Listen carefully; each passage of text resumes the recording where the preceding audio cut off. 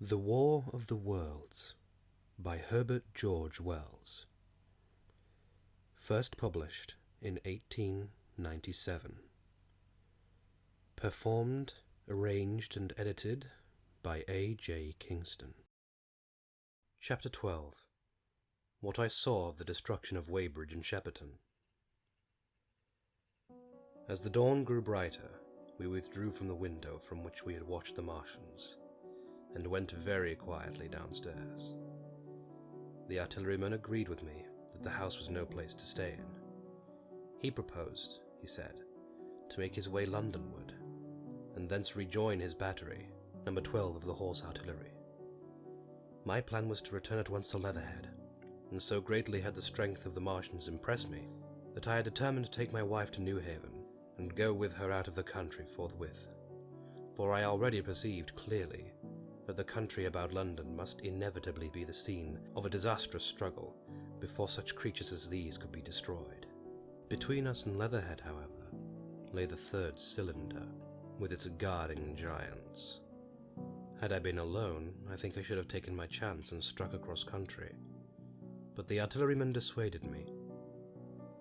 "It's no kindness to the right sort of wife," he said, "to make her a widow." And in the end I agreed to go with him, under cover of the woods, northward as far as Street Chobham, before I parted with him. Thence I would make a big detour by Epsom to reach Leatherhead. I should have started at once, but my companion had been in active service, and he knew better than that. He made me ransack a house for a flask, which he filled with whiskey, and we lined every available pocket with packets of biscuits and slices of meat. Then we crept out of the house, and ran as quickly as we could down the ill-made road by which I had come overnight.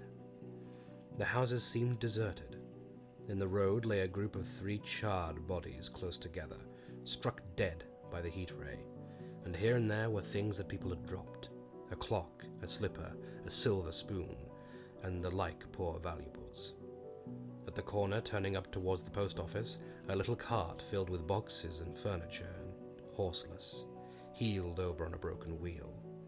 A cash box had been hastily smashed open and thrown under the debris. Except the lodge at the orphanage, which was still on fire, none of the houses had suffered greatly here. The heat ray had shaved the chimney tops and passed. Yet save ourselves, there did not seem to be a living soul on Maybury Hill. The majority of the inhabitants had escaped, I suppose, by way of the old Woking road, the road I had taken when I drove to Leatherhead. Or they had hidden. We went down the lane by the body of the man in black, sodden now from the overnight hail, and broke into the woods at the foot of the hill. We pushed through these towards the railway without meeting a soul. The woods across the line were but the scarred and blackened ruins of woods. For the most part, the trees had fallen, but a certain proportion still stood, dismal grey stems, with dark brown foliage instead of green. On our side the fire had done no more than scorch the nearer trees. It had failed to secure its footing. In one place the woodman had been at work on Saturday. Trees felled and freshly trimmed lay in a clearing, with heaps of sawdust by the sawing machine and its engine. Hard by was a temporary hut, deserted. There was not a breath of wind this morning, and everything was strangely still. Even the birds were hushed, and as we hurried along, I and the artilleryman talked in whispers, and looked now and again over our shoulders. Once or twice we stopped to listen. After a time we drew near the road, and as we did so we heard the clatter of hoofs, and saw through the tree stems 3 cavalry soldiers riding slowly towards Woking. We hailed them, and they halted while we hurried towards them. It was a lieutenant and a couple of privates of the 8th Hussars, with a stand like a theodolite, which the artilleryman told me was a heliograph. "You are the first men I've seen coming this way this morning," said the lieutenant. "What's brewing?" His voice and his face were eager. The men behind him stared curiously. The artilleryman jumped down the bank into the road and saluted. "Gun destroyed last night, sir. I've been hiding. Trying to rejoin the battery, sir. You'll come in sight of the Martians, I expect, about half a mile along this road." What the dickens are they like? Asked the lieutenant. Giants in armour, sir, 100 feet high, 3 legs and a body like aluminum, with a mighty great head and a hood, sir. Get out, said the lieutenant. What confounded nonsense. You'll see, sir. They carry a kind of box, sir, that shoots fire and strikes you dead. What do you mean, a gun? No, sir. And the artilleryman began a vivid account of the heat ray. Halfway through, the lieutenant interrupted him and looked up at me. I was still standing on the bank by the side of the road. It's perfectly true, I said. Well, said the lieutenant, I suppose it's my business to see it too. Look here, to the artilleryman. We're detailed here, clearing people out of their houses. You'd better go along and report yourself to Brigadier General Marvin, and tell him all you know. He's at Weybridge. Know the way? I do, I said, and he turned his horse southward again. 1/2 a mile, you say? Said he. At most, I answered, and pointed over the treetops southward. He thanked me, and rode on, and we saw them no more. Farther along we came upon a group of 3 women and 2 children in the road, busy clearing out a labourer's cottage. They had got a hold of a little hand truck, and were piling it up with unclean-looking bundles and shabby furniture. They were all too assiduously engaged to talk to us as we passed.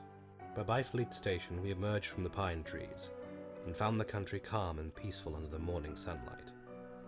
We were far beyond the range of the heat ray there, and had it not been for the silent desertion of some of the houses, the stirring movement of packing in the others, and the knot of soldiers standing on the bridge over the railway and staring down the line towards Woking, the day would have seemed very like any other Sunday. Several farm wagons and carts were moving creakily along the road to Eddleston, and suddenly through the gate of a field we saw across a stretch of flat meadow 6 12-pounder guns standing neatly at equal distances, pointing towards Woking. The gunners stood by the guns waiting, and the ammunition wagons were at a business-like distance. The men stood, almost as if under inspection. That's good, said I. They will get one fair shot at any rate. The artilleryman hesitated at the gate. I shall go on, he said. Farther on towards Weybridge, just over the bridge, there were a number of men in white fatigue jackets throwing up a long rampart, and more guns behind. It's bows and arrows against the lining anyhow, said the artilleryman. They haven't seen that fire beam yet. The officers that were not actively engaged stood and stared over the treetops southwestward, and the men digging would stop every now and again to stare in the same direction. Byfleet was in a tumult. People packing and a score of hussars, some of them dismounted, some on horseback, were hunting them about. 3 or 4 black government wagons, with crosses and white circles, and an old omnibus, among other vehicles, were being loaded in the village street. There were scores of people, most of them sufficiently sabbatical to have assumed their best clothes. The soldiers were having the greatest difficulty in making them realize the gravity of their position. We saw one shriveled old fellow with a huge box and a score or more of flower pots containing orchids, angrily expostulating with the corporal who would leave them behind. I stopped and gripped his arm. "Do you know what's over there?" I said, pointing at the pine tops that hid the Martians. "Eh?" he said, turning. "I was explaining these is valuable." "Death!" I shouted. "Death is coming! Death!" And leaving him to digest that, if he could, I hurried on after the artilleryman. At the corner I looked back. The soldier had left him, and he was still standing by his box, with the pots of orchids on the lid of it, and staring vaguely over the trees. No one in Weybridge could tell us where the headquarters were established. The whole place was in such a confusion as I had never seen in any town before. Carts, carriages everywhere, the most astonishing miscellany of conveyances and horseflesh. The respectable inhabitants of the place, men in golf and boating costumes, wives prettily dressed, were packing, riverside loafers energetically helping, children excited, and for the most part highly delighted at this astonishing variation on their Sunday experiences. In the midst of it all, the worthy vicar was very pluckily holding an early celebration, and his bell was jangling out above the excitement. I and the artilleryman, seated on the step of the drinking fountain, made a very passable meal on what we had brought with us. Patrols of soldiers, here no longer hussars, but grenadiers in white, warning people to move now or take refuge in their cellars as soon as the firing began. We saw as we crossed the railway bridge that a growing crowd of people had assembled in and about the railway station, and the swarming platform was piled with boxes and packages. The ordinary traffic had been stopped, I believe, in order to allow for the passage of troops and guns to Chertsey, and I have heard since that a savage struggle occurred for places in the special trains that were put out at a later hour. We remained at Weybridge until midday, and at that hour we found ourselves at the place near Shepperton Lock, where the Wey and Thames join. Part of the time we spent helping two old women to pack a little cart. The Wey was a treble mouth, and at this point boats are to be hired, and there was a ferry across the river. On the Shepperton side was an inn with a lawn, and beyond that the tower of Shepperton Church, it has been replaced by a spire, rose above the trees. Here we found an excited and noisy crowd of fugitives. As yet the flight had not grown into a panic, but there were already far more people than all the boats going to and fro could enable to cross. People came panting along under heavy burdens. One husband and wife were even carrying a small outhouse door between them, with some of their household goods piled thereon. One man told us he meant to try to get away from Shepperton Station. There was a lot of shouting, and one man was even jesting. The idea people seemed to have here was that the Martians were simply formidable human beings who might attack and sack the town, to be certainly destroyed in the end. Every now and then people would glance nervously across the way, at the meadows towards Chertsey. But everything over there was still. Across the Thames, except just where the boats landed, everything was quiet, in vivid contrast with the Surrey side. The people who landed there from the boats went tramping off down the lane. The big ferry boat had just made a journey. 3 or 4 soldiers stood on the lawn of the inn, staring and jesting at the fugitives, without offering to help. The inn was closed, as it was now within prohibited hours. "What's that?" cried a boatman. And "Shut up, you fool," said a man near me to a yelping dog. Then the sound came again, this time from the direction of Chertsey. A muffled thud. The sound of a gun. The fighting was beginning. Almost immediately, unseen batteries across the river to our right, unseen because of the trees, took up the chorus, firing heavily one after the other. A woman screamed. Everyone stood arrested by the sudden stir of battle, near us, and yet invisible to us.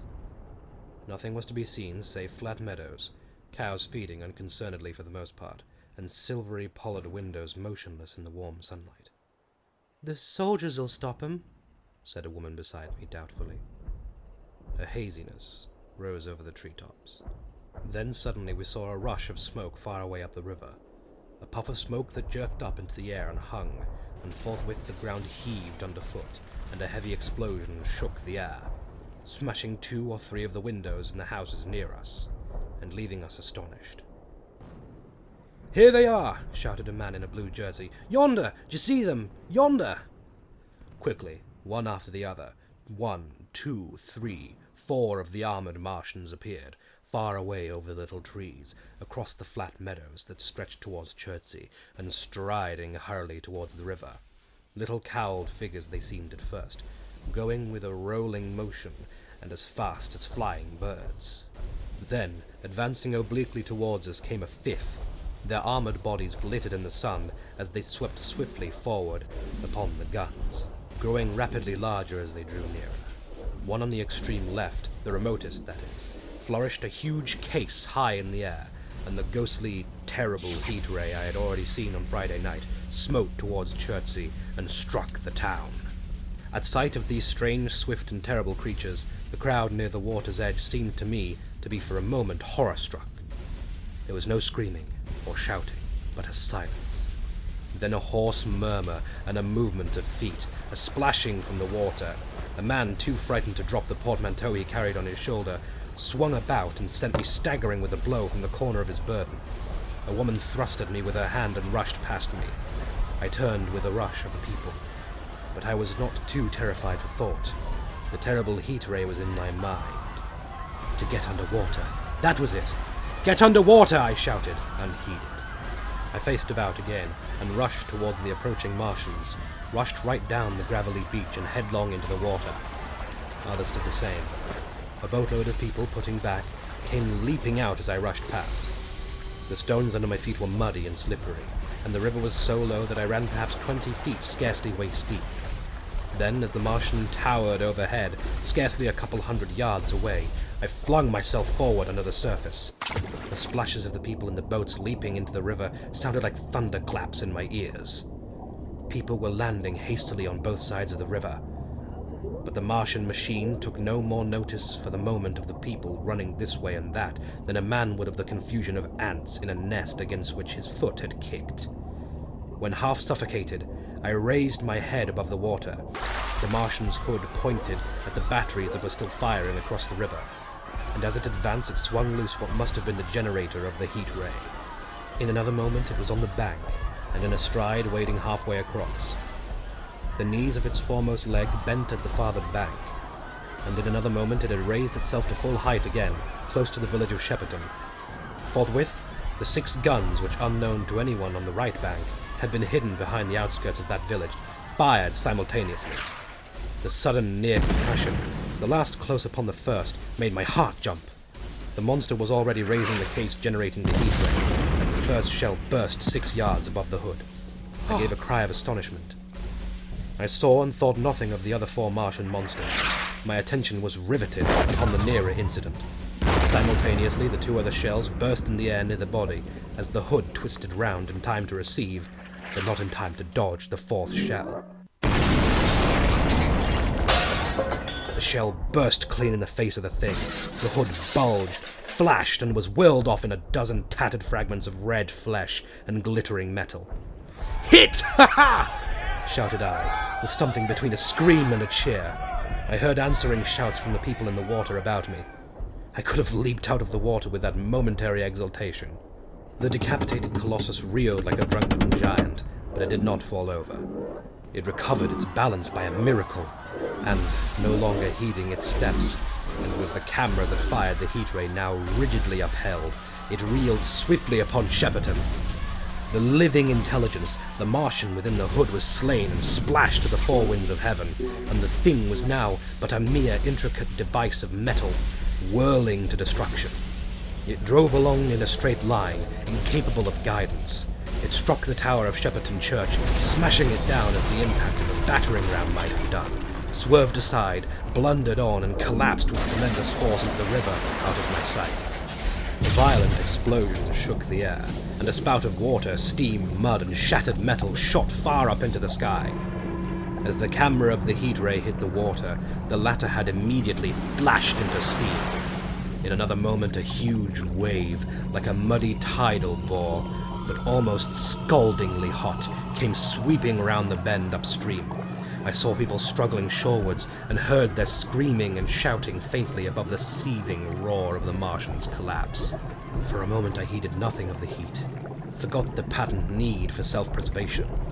I splashed through the tumultuous water, pushing aside a man in black to do so, until I could see round the bend. Half a dozen deserted boats pitched aimlessly upon the confusion of the waves. The fallen Martian came into sight downstream, lying across the river, and for the most part submerged.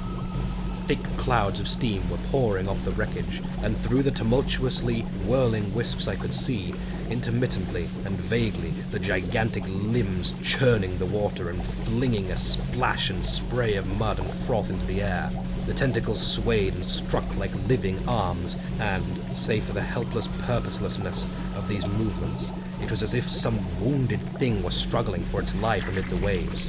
Enormous quantities of a ruddy brown fluid were spurting up in noisy jets out of the machine. My attention was diverted from this death flurry by a furious yelling, like that of the thing called a siren in our manufacturing towns. A man, knee-deep near the towing path, shouted inaudibly to me and pointed. Looking back, I saw the other Martians advancing with gigantic strides down the riverbank from the direction of Chertsey. Shepperton gun spoke this time unavailingly. At that I ducked at once under the water, and holding my breath until movement was agony, blundered painfully ahead under the surface as long as I could. The water was in a tumult about me, and rapidly growing hotter. When for a moment I raised my head to take a breath and throw the hair and water from my eyes, the steam was rising in a whirling white fog that at first hid the Martians altogether. The noise was deafening. Then I saw them dimly, colossal figures of grey, magnified by the mist.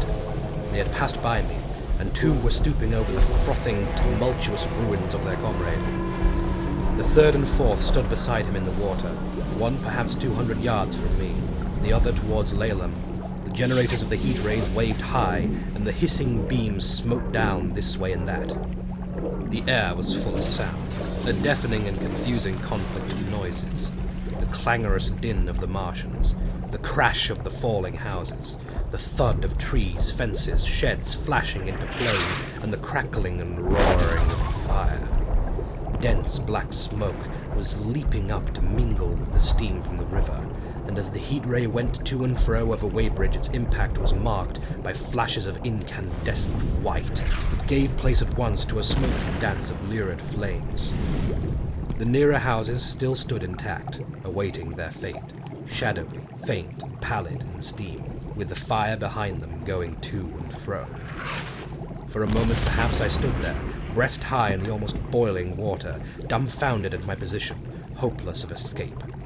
Through the reek I could see the people who had been with me in the river, scrambling out of the water through the reeds, like little frogs hurrying through grass from the advance of a man, or running to and fro in utter dismay on the towing path. Then suddenly the white flashes of the heat ray came leaping towards me. The houses caved in as they dissolved at its touch, and darted out flames. The trees changed to fire with a roar. The ray flickered up and down the towing path, licking off the people who ran this way and that, and came down to the water's edge not 50 yards from where I stood. It swept across the river to Shepperton, and the water in its track rose in a boiling wheel, crested with steam. I turned shoreward. In another moment, the huge wave, well nigh the boiling point, had rushed upon me. I screamed aloud, and scolded, half-blinded, agonized. I staggered through the leaping, hissing water towards the shore.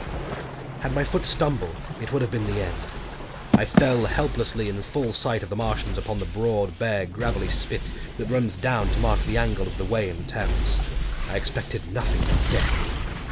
I have a dim memory of the foot of a Martian coming down within a score of yards of my head, driving straight into the loose gravel, whirling it this way and that and lifting again, of a long suspense.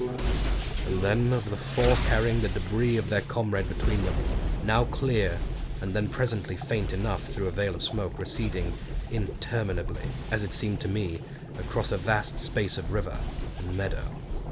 And then, very slowly, I realized that, by a miracle, I had escaped.